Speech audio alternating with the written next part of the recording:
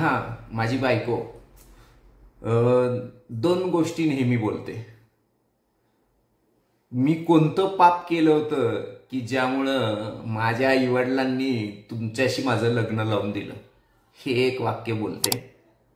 आणि दुसरं एक वाक्य ती नेहमी बोलते की गेल्या जन्मीचं माझं पुण्य खूप मोठं होतं, त्यामुळं तुमच्यासारखा नवरा मला चांगला मिळाला, माझ्या सगळ्या इच्छा पूर्ण करतो।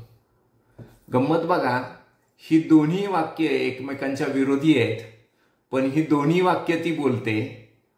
मग त्यामुळं मला फक्त एकच काळजी घेता आली पाहिजे, किंवा मी एकच काळजी घेतो की पहिलं वाक्य कमीत कमी वेळा बोलावं आणि दुसरं वाक्य देवाने मी कोणतं पुण्य केलं की ज्यामुळं देवाने मला तुमच्यासारखा नवरा दिला, हे वाक्य बोलावं। त्याच्या पद्धतीने मला ऍक्ट करतोय मी। आणि तुम्ही हे करताय का? जर करत नसाल तर ते लक्षात घ्या की आपली बायको, प्रत्येकाची बायको हे दोन वाक्य बोलत असेल। फक्त त्यातलं दुसरं वाक्य जे आहे की मी कोणतं पुण्य केलं की ज्यामुळे तुमच्यासारखा नवरा मिळाला, हे वाक्य जास्त वेळा ऐकायचं असेल तर त्यानुसार आपल्याला ऍक्ट करावं लागेल।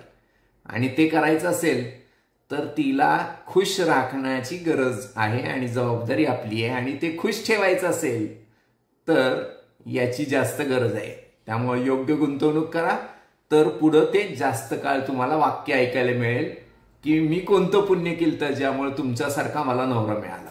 थँक्यू।